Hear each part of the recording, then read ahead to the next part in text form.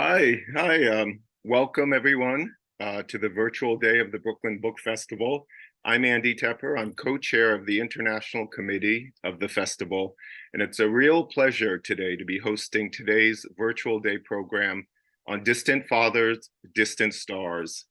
And just a quick reminder that next Sunday is the in-person festival day, so hopefully we'll see you, if you're in the New York area, next Sunday. And hopefully we'll have better weather. It's rainy here today, but perfect for a virtual day program. I'll give a quick short bios of our authors today. It's a real pleasure to host them, and I'm looking forward to a wide-ranging conversation about their latest books and their work.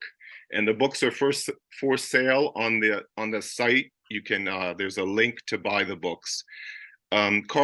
Karl Ove Knausgård is the masterful Norwegian author of the My Struggle cycle of novels and other works.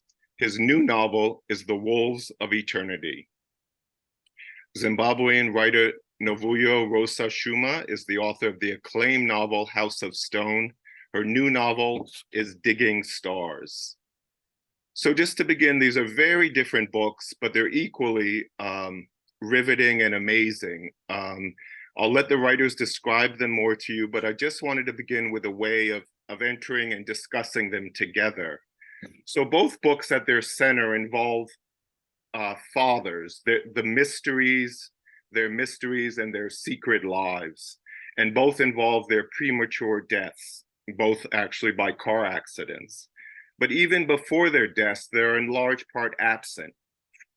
So I want to ask you both, tell us about the influence of the fathers on the characters in these novels, the significance of their absence and early death in the stories, just as a way of entering the books. Novuyo, did you want to start?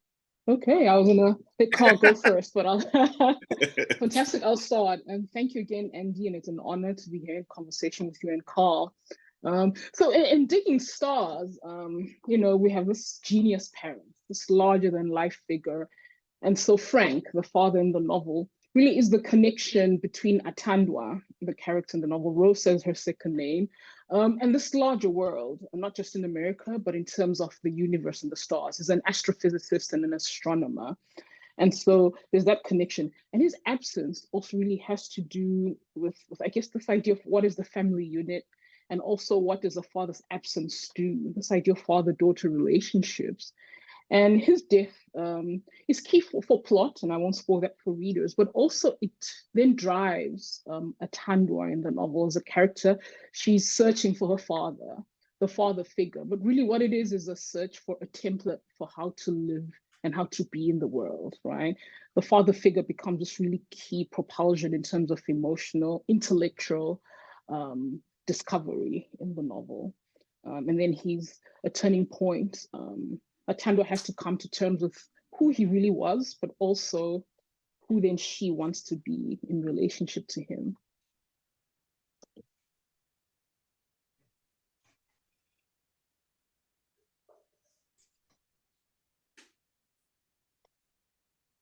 I'm sorry, I muted myself. We'll talk more about how the novel will move from Zimbabwe to the US. I really want to talk about how you capture America and how you deal with America.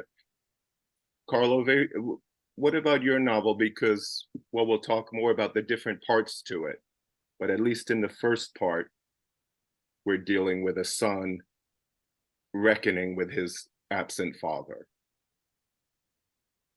Yeah, I think I was interested in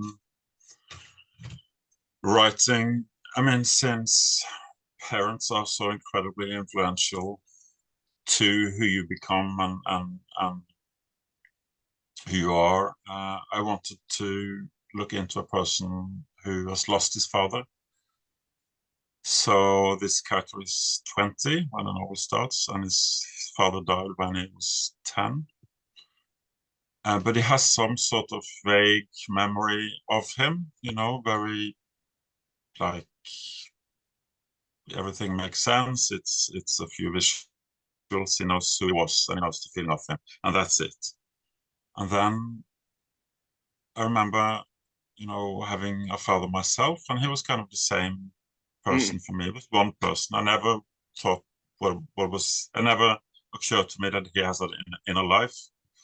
This year I'm the same age as he was when he died, and I think, well, if that was how he felt, and this was how he thought, then everything looks differently.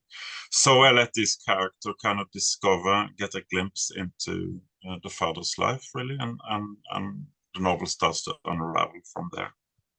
Yeah, and then he discovers several hidden layers to his father's life. He discovers these boxes full of letters, for one, and he also discovers stories of kind of an anxiety that he had, right? A kind of part of his personality that he didn't know. Yeah, exactly. Yeah. Let's go straight to the distant stars part, the second part of the kind of the framing of the panel conversation. Novuyo, tell us more about the significance of studying the solar system and the stars, particularly the idea of the digging stars, and this perspective of growing up in Zimbabwe, the Bantu geometry that is so important to the novel. Yes. So the digging stars are called Isilimela. This is in Matabeleland, and that's the literal translation. Digging stars, it's Pleiades, it's the constellation Pleiades. And so when I got into astronomy as a hobby, and I was going in search of my own scientific heritage in Zimbabwe and Southern Africa, I realized this lovely connection between just community, sort of the indigenous peoples, the Bantu peoples, of which the Ndebele are part of that, and their relationship to stars. The fact that the stars of the cosmos played a role in the daily life of the people was a natural part. Use the stars to wake up, to know when to plow, and there's this wonder in the novel, right? That's key there. So Bantu geometries, I keep getting asked about this term because it's a modern concept in the novel that Frank formulates after his introduction to Euclidean geometry, right? And so now we know Euclid actually didn't create any new geometry, right? What he did was to collate the mathematical ideas that were being used at the time, and he was trying to build a cohesive mathematical universe. So that geometry was already being used by the Greek astronomers. So he's known for building that universe using the information that was available. So Frank is actually trying to do the same thing, right? He's thinking of the practices of the Bantu, the geometrical and mathematical ideas they used, and he's trying to build a concept, right? So it's a very modern concept, and he's using that same idea of putting together these ideas and practices, and he's trying to build his own geometric world. So this was an interest of your own for a long time before the working on this novel? Oh no, not at all, Andy. I got into astronomy by accident. I was I call this, the father figure in the novel is based also on my own father. He was not an astronomer, but he was, I guess, a smart man, considered a genius in his community. And I had that legacy or that burden on me. But I was looking for books on grief and fathers when I came across this book by the astrophysicist Brian Greene, called Until the End of Time. And he was using the occasion of his father's death to think through the universe. What are we? And I just started reading and I couldn't stop. The physics, the astronomy. And when I finished that book, I just got into more books on astronomy. I started visiting observatories. I got apps. I started astro sketching. It became for me just this amazing world I had never thought of. And this was during COVID, right? When the astronomy got into the novel. So I guess the sense of we're all going to die, led me to this, let me connect with the world around me. And so that search led me to the search for like indigenous astronomies. And in my own scientific heritage, I started thinking, what about our relationship to the stars? Yeah. Wow. I mean, that's very recent to take in all that information and really digest it and create a novel. Karl Ove, I've read that your book, there was influential books that you read that went into this book. And one is about the Russian philosopher who wrote about mortality, immortality, and everlasting life, which is a theme in the book as well. Yeah. Is it Fyodor? Yeah. Yeah, he's Nikolai called Fyodorov. Fyodorov, yeah. Yeah. Well, that was kind of accidentally, because I just bought a book. I bought many books, as you can see behind me. I don't read them, I just put them there. Then occasionally I pull one out. And somehow these books I'm writing now, starting with Morning Star, is about the idea of immortality. And so there was this book by an American sociologist, I think, called Bernstein. She wrote a book about Russian, kind of. I read a scene there when she's in Moscow and there is a demonstration against death. You know, like a street demonstration against death and against aging. And I read some more about it, and this seems to be like a kind of deep thought in Russian culture. Then this character turned up called Fyodorov, and he was a librarian. He was incredibly eccentric. He had one idea, and only one idea, that he wrote about, and that was, what if every man on Earth, absolutely everyone, put all our efforts into one thing, which is resurrection of the dead. If we do that, it will be possible. It's crazy, right? But Dostoevsky got interested in it, and he wanted to know, do you mean this physically or metaphysically? If it's metaphysically, I'm not interested. He was interested in physical thing. And then Tolstoy also befriended him. Tolstoy kind of admired him.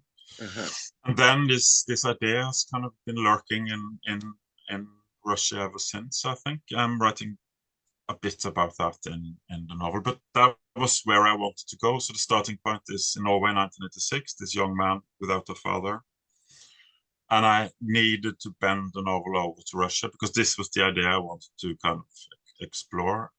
So hence the novel. That's the novel. That's the kind of the arc from Norway 86, where also Chernobyl happened, to Moscow, present day Moscow.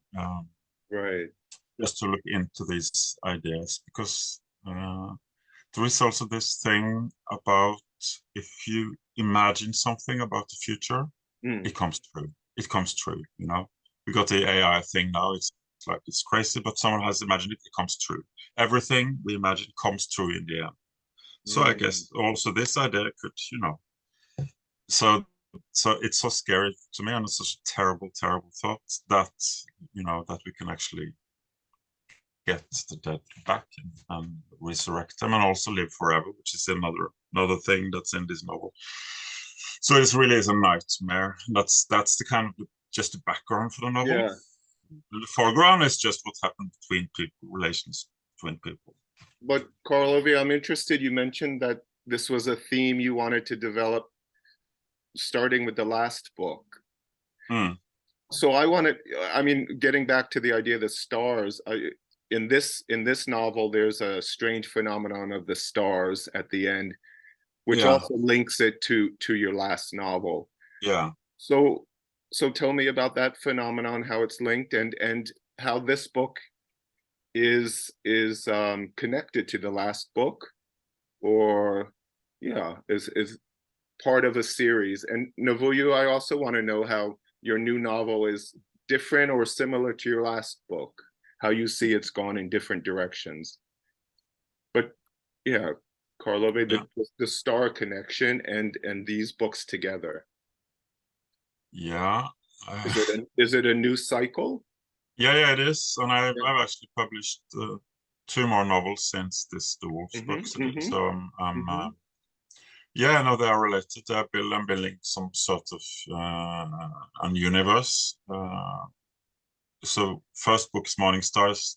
3 days, there's a new star on the sky, which is very, very scary if you imagine something new up there. And the whole point is that we don't know what it is. It is something unknown, but it's physically, it's there. And then this book starts, this kind of a prequel, starts in 86 and moves forward to the same point.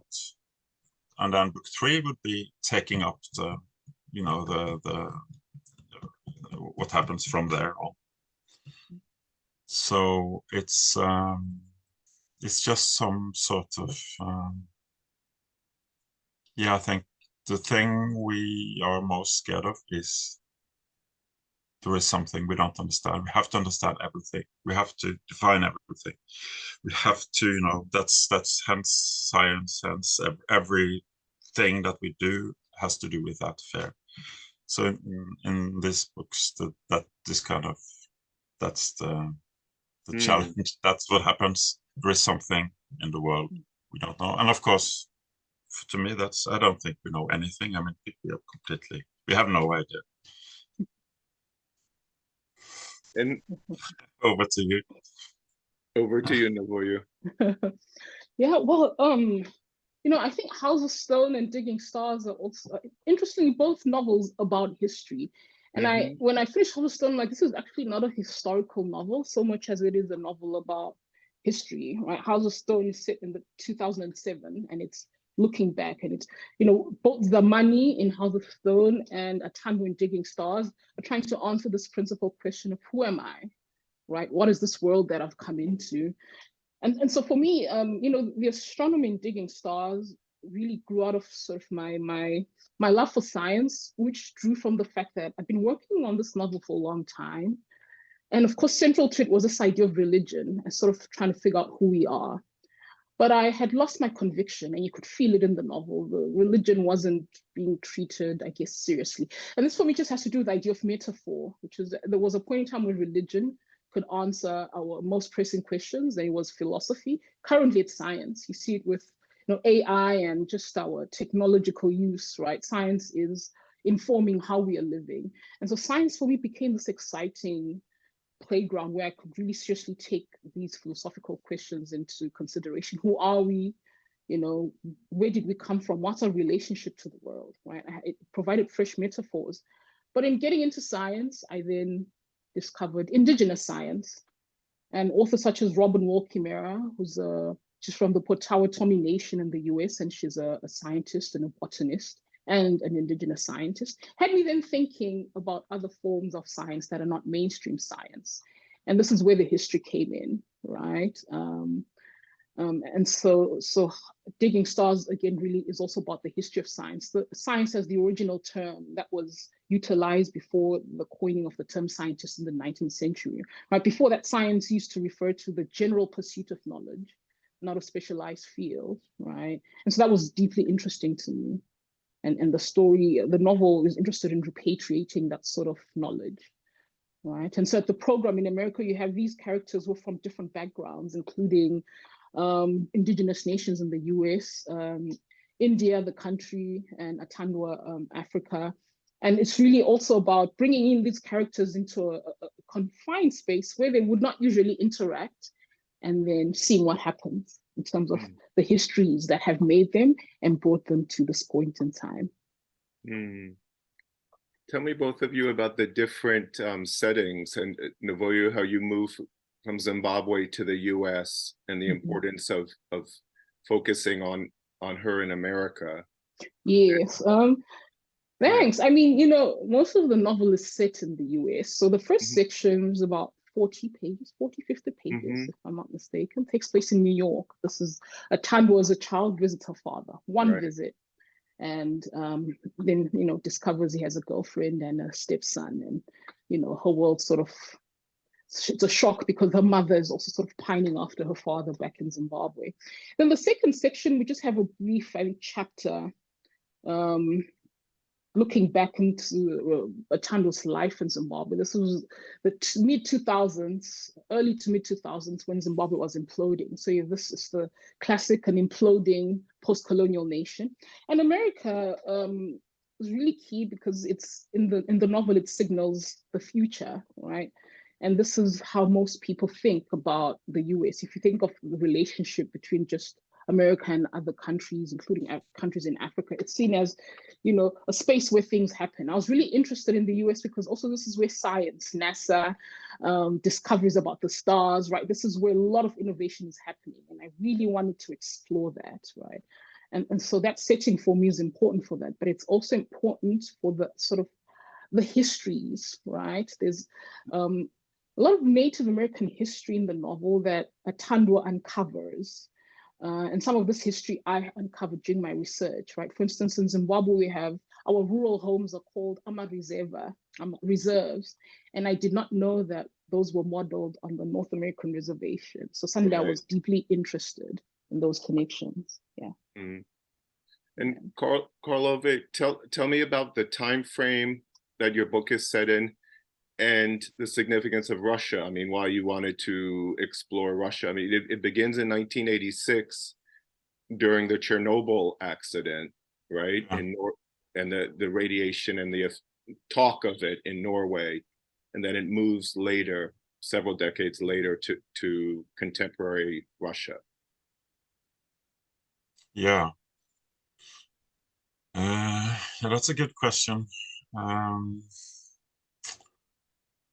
There is a great deal of longing in the novel, and there is a great deal of like impossible love that also has to do with borders. I mean, physical borders, and yeah, I just wanted to explore those Russian ideas really, and then I realized I have to write about Russia. I've never done anything similar ever. I've only been writing about things I know a lot of, about, because I'm writing about Norway and Norwegian culture and so on. So I wanted the novel to just take a leap and go into the unknown, and so it's like 400 pages in present time Russia, really, with a woman as a main character called Alevtina. And this is done partly to contrast with the main character Sivert.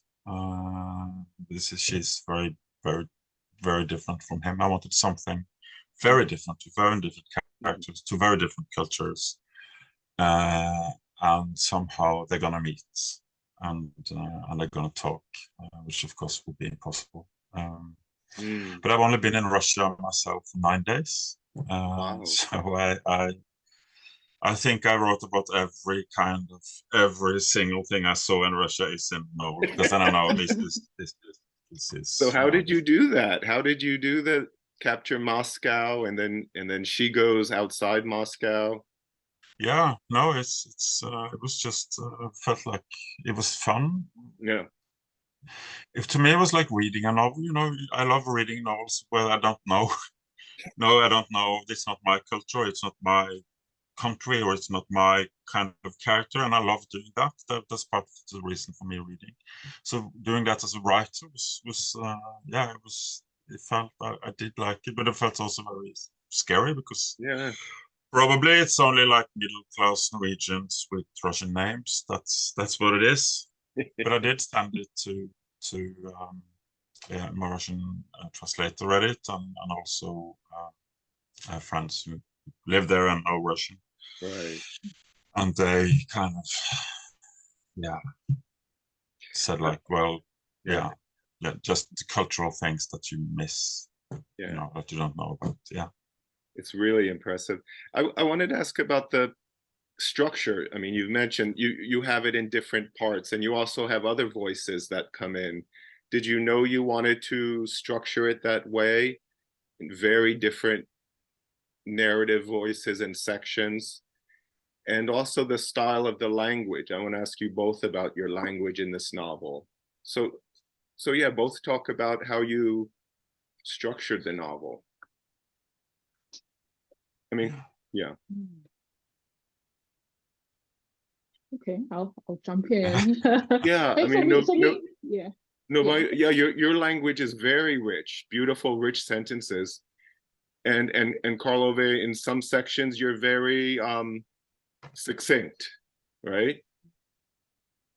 Thank you. Yeah, I stole I was enamored of Nabokov's use of rich language, and so I really was inspired to try and get that texture in my writing. But also, so there were two actually for me strands that sort of shaped the novel, because it's in the first person.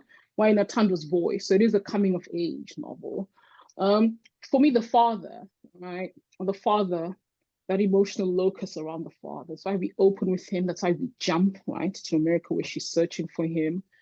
But then it was also for me, I'd call indigeneity, right? I think from the very beginning, I was planting these images. I was fascinated by the Native American iconography that's prevalent in America that I'd never really paid attention to because I didn't really know what I was looking at until I started reading up and researching on this novel. So for me, that's also the strand, indigeneity in Southern Africa, indigeneity in North America. So for me, that was also the ranging locus. So the novel is, it doesn't have a traditional plot, as it were.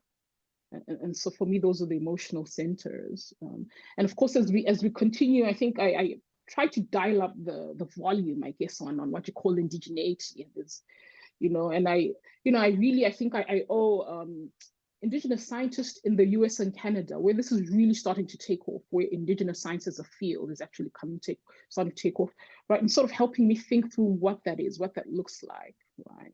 And what sort of space it has in the contemporary world. When we think of indigeneity, it's usually about the past. Right now it's climate change, it's about the land, but it's really about everything. It's about the future and how we conceptualize our world, right? So that was sort of it. Of course, Rosa's naked ambition. Rosa's nakedly ambitious. She's out here to, go to space, probably be, Thomas Long's right-hand man if she could. So that naked desire, that anxiety is also the driving force in the novel. Yeah, Karl Ove, you do alternate between very succinct, direct, like almost one sentence paragraphs, very abrupt to of course longer, fuller, denser passages. Yeah, well, so this, the first part of the book is narrated by Sivert, and he's 20 years old, not an intellectual to say the least. And he's kind of easygoing, very sociable. He wants to have fun, so there's nowhere to go with the language, so to speak. But that was the challenge. I wanted to, yeah. So that's whatever happens to him in the book is because of that, because that was the starting point. And then, he has a mother, he has a brother, he has friends, something is happening, he finds out the father, and then he kind of becomes a character, and through that language, and it's all based on restrictions for me, what I can't go there, can't think that. And then I wanted to place him in a deeply existential situation. So at the end, with this kind of, I won't say he's not simple at all, because it's full of emotions and feelings. Right. But I place him in a kind of existential, threatening situation. The mother is almost dying, or maybe she will die, and then he get a job to bury people. So he's surrounded by dead people, and I wanted him to, walk around these questions without asking them, just dealing with them. He's dealing with them. He's very practical. He's a survivor. He's practical. And then, the next one, she's very different. She's very cerebral. She's very kind of intellectual. She's also a scientist, which was very problematic for me, because you sounds like you know what you're talking about. I don't. I really don't. So it's try to find a way to deal with that.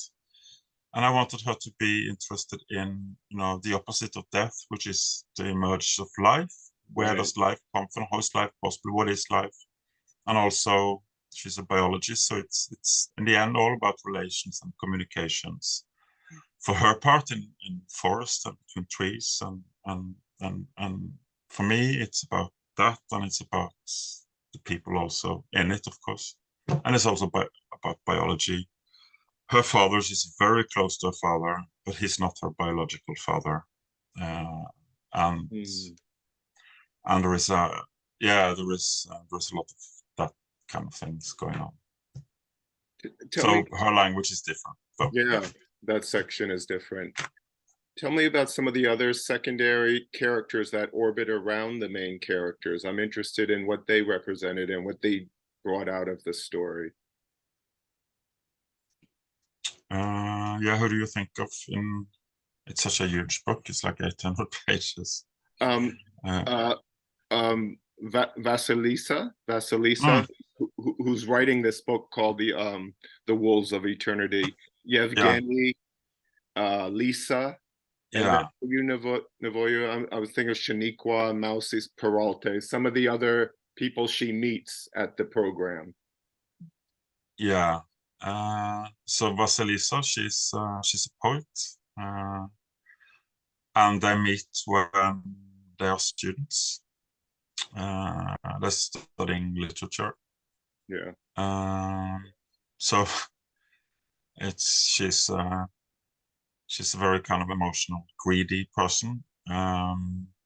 She's very self-centered, but also a good poet, and she writes the essay about eternal life in the book.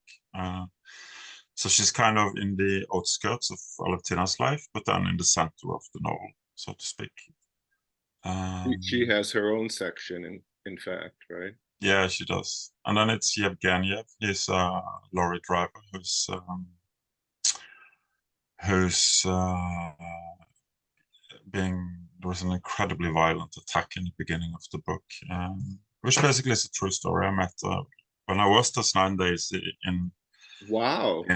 in Russia. I met a lorry driver who told me basically the same story, not exactly, but it was very violent, and there was a feeling of violence. I was there many years ago, long before Ukraine, but it was a sense of violence there. So it's kind of what year was that? When was that? when was that? Like 6 years ago? Yeah, I think. Because there's also a violent episode towards the end of the novel. Very much so. Yeah. The book was written and published before the Ukraine, but it's obvious that something would happen. But anyway, it was the feeling of yeah. Wow. That. Yeah, but when I was there, I spoke with writers and artists, and that is kind of reason. They said no, it's fine. They're not interested in books. We can write whatever we want, but other things they're interested in. But now it's completely, of course, completely, yeah. Yeah, so that was very rapid. I met one called Lebedev there. He's a brilliant writer, but he was living in Moscow, and say he could write whatever he wants, and then just a few years afterwards, yeah, it's gone, all of that. But I'm curious about you writing about science. How do you deal with that?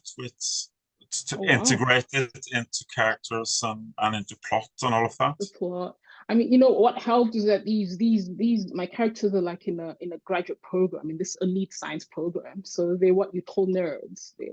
They breathe science, live science, and they have all these intense intellectual conversations. Yeah. But so and Atandwa, the character, does a lot of just simple stargazing, star sketching, and so we have these. For me, science, I was also trying to get into sort of metaphor. So there's this emotional connection that Atandwa feels when she looks at the sky, and it's connected to her father. So Shaniqua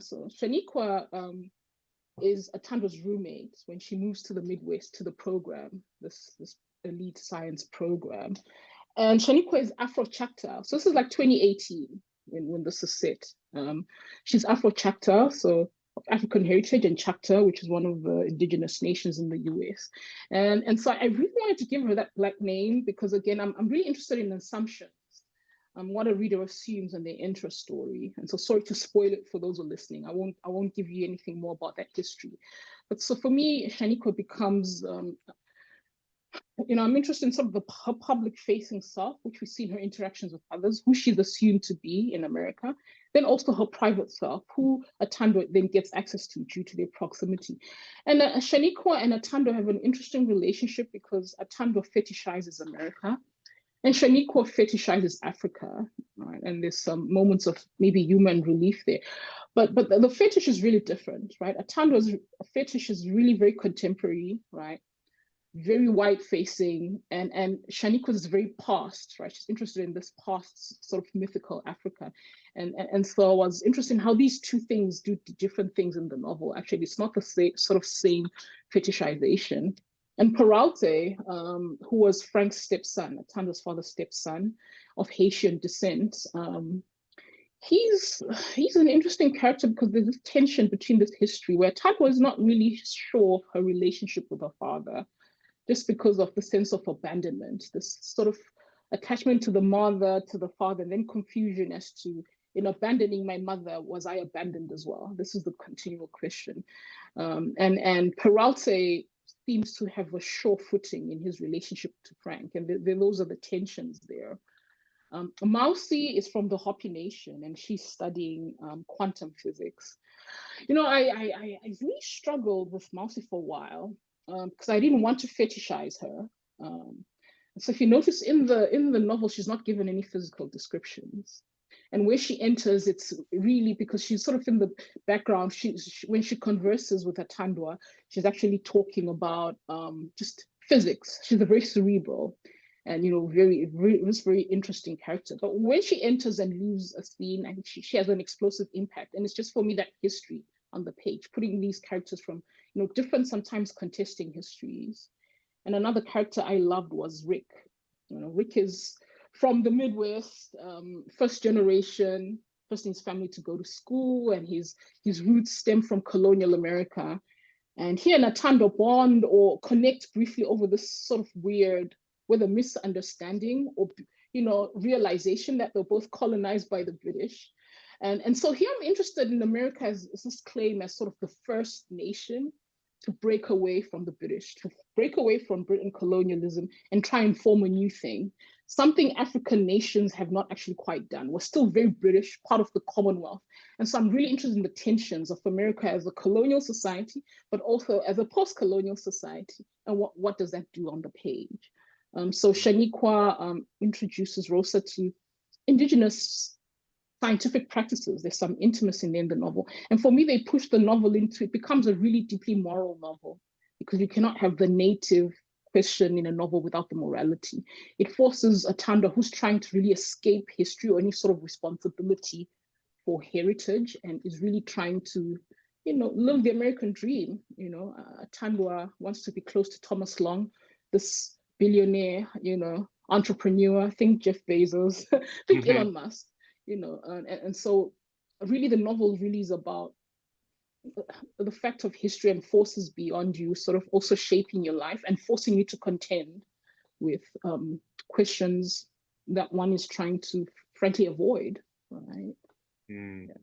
Well, let's do readings. We have time for readings, but before, Karl Ove, I just want to go back to that question of science, incorporating science. Was that a difficult challenge for you? Yeah, it was. But it's equally difficult or equally challenging to write, you know, from the perspective of a woman or a perspective of Russians. It's all books can just, in the end, I just have to take a chance and go for it. And what I go for is what I'm interested in. So that's my fascinations. Even more than if it's credible or if it's believable or whatever. It's what I am fascinated by. I try to get to through the characters. So yeah, so they are not, in the end, they're not at all seen from the outside. They're only from within. So yeah, but it is. I really, there's so much I want to write about that is related to science, but it's so incredibly difficult to do it without kind of imposing it on it, just to make it, you know. And now what's happening is so much crazier than you should, you know, think was possible. So well, but I'm working on it. Okay, so let's do a sample reading to give everyone a flavor, a sense of the novels. Who would like to go for Novuyo? Would you like to go first? Sure. Yeah, sure. Thank you. Yeah, I'm just gonna read like from the beginning. This is it's just the opening. So this is, we open with Atandwa. I call her Atandwa so I differentiate her from Rosa, since my second name is Rosa. And so she's just arrived in New York. She's aged 11. And she's visiting her father, and she's at the airport. And so she's looking up at him, this man, and she's just remembering the letters they write to each other, and the things he's told her about his life and growing up as a child in Zimbabwe stargazing. So I'm going to read a page from there. It was the first time it was just the two of us together like that. I could not remember when he had last visited home. We wrote each other often. He had started writing me letters from the time I could read and write, sharing stories from his childhood, which sounded like fables, for I could not imagine him, this colossal, hopelessly cosmopolitan man, now a professor of astronomy, as a half-naked rascal once upon a time, slinking away from the evening fire in his father's homestead, to crouch behind the cattle call and study the night sky. There he would remain for hours, the garlicky scent of aloe vera filling his nostrils, the cicadas a resounding orchestra, somewhere in that blue blackness, the click-click of the bats. And above all this, a glittery panorama stretching in all directions, kissing the heavens and the earth, with the Umtala, the Milky Way, arching across the sky like the patch of hair left on an infant's head after the rest has been rubbed off. Here, his sentences would become loopy and self-indulgent. I would read in one long exhalation, gasping for breath, about the marvel of Isilimela, the digging stars, Pleiades, the first of which winked in the eastern night sky in September, hot blue fireflies heralding the spring rains. My father would track them, crouching with his lanky 8-year-old body held taut, trembling, emitting a sigh when he was finally able to pinpoint a shimmering light one night, and then 2 the next, and then 4, and so on, until 6, sometimes 7 glowworms hovered overhead, webbing the obsidian sky with their blue gossamer light. And I'll end there. Oh, thank you. Yeah. And I'll say that the letter writing is from my own life. My father lived in Rome, and we used to exchange letters all the time, and I think that was my fascination with writing and reading. And so that's a little bit I stole from my own life. Yeah. Thank you so much. That was beautiful. Karl Ove, do you want to finish up? Yeah. Yeah, so this is the 20-year-old immature, fatherless person called Sivert, and he's accidentally ended up by the church. He was just on a ride on his moped and ends up by the church, and he's thinking about death. Shovel plenty on top, and we'll say no more about it, again and again. Not just over the course of a few years, but hundreds, thousands, tens of thousands, hundreds of thousands of years, non-stop, dead, dead, dead, soil, soil, soil. No prayer ever a help. There was no way out. Bang, stop, dead, dead soil for all eternity. And we just accepted it. Bloody hell. It was terrible once you got thinking about it. It wasn't at all out of place that question your word had asked. Why do we die? Well, Dad died because he was driving too fast on a slushy road. The car skidded, unfortunately, and unfortunately went over the curb and ended up in the water. There's always some explanation. Every single death has its own explanation. But not death as a whole. That has no explanation. I stood in front of the headstone that had his name on it and looked across for a moment at the river that came gliding by, wide and calm after a rapid further upstream. The trees in the background were so still it was almost scary. Sivert Løgn, 1940-1977. A car engine sounded, and as I turned round, I saw a red Toyota pull up behind my moped, and I could just about see the faces of an old man and an old woman through the windscreen. I tried telling myself that red didn't exist, but it seemed so incomprehensible, seeing the red Toyota standing out so brightly in the grey surroundings. The grey wasn't untidy, but it wasn't exactly immaculate either, which in a way was all right, I thought, and started to go back to the moped as the two old people with the white hair and moist-looking eyes came towards me. I had a clear recollection of what Dad looked like. Even with my eyes open, I could picture him quite clearly. He was stored as a certain combination of electrical signals in my brain, a pattern of a kind, which didn't alter, a bit like the pattern in a rug. That was basically what was left, a pattern in the brains of those who'd known him. Afternoon, I said. Afternoon, said the man, and his wife gave me a silent nod. Thank you so much. Thank you, both of you. It was a real pleasure to talk to you both. And again, people should buy the book, should read the books, and they've just come out, I believe, this week or so, right? They're both this month. Yeah, thank you very much. Thank you so much. It's been such a pleasure. Real pleasure. Nice talking to you. Hope to see both of you in Brooklyn in the future, at one of the festivals in the future. I know you've both been before, so it's great to see you again. Pleasure. Thank you so much, Andy. It's a pleasure to be in conversation with you, Karl. I'm with you. Thank you. Yeah.